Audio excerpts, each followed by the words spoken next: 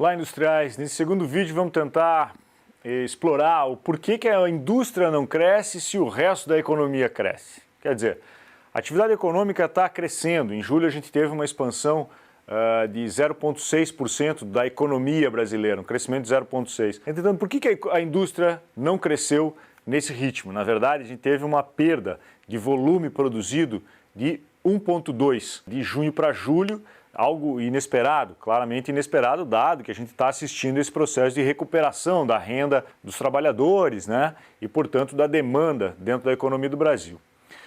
Quando a gente olha os dados um pouco mais a fundo aqui, eu mostro nesse gráfico quais são os segmentos, né, ou grandes áreas, tipos de bens que estão sendo produzidos, a gente vê que os bens de consumo semiduráveis e não duráveis, eles estão vendendo bastante bem. Quer dizer, a gente teve uma expansão também da produção nesses segmentos. E também no setor de bens de capital.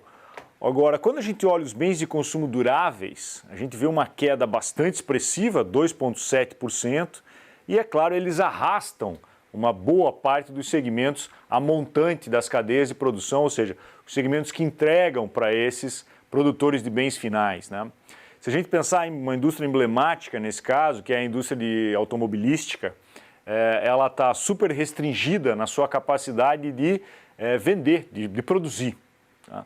Por quê? Porque a indústria automobilística depende muito de semicondutores, que está vivendo um problema enorme no mundo todo.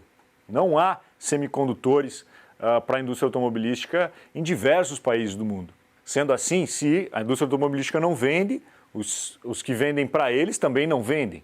E aí você tem um arrasto negativo para trás que está empurrando, então, essa atividade econômica industrial ou volume de produção industrial para baixo. Ou explica, né, a maior parcela dessa queda no mês de julho.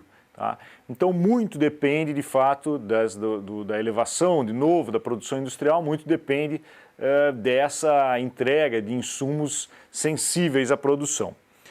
Eu diria, então, que tudo mais, se essa condição melhorar, se essa condição vier a melhorar de alguma maneira, rapidamente a atividade produtiva da indústria deve responder e a gente deve ter o que de uma economia como a brasileira se espera, né? Um crescimento da renda do trabalhador, um crescimento do consumo e da produção de bens. Tá? Caso isso não aconteça no curto prazo, em algum momento no ano que vem a gente deve assistir uma nova crescimento das vendas do setor de bens de consumo duráveis, em especial do automobilístico e eletroeletrônicos. Obrigado.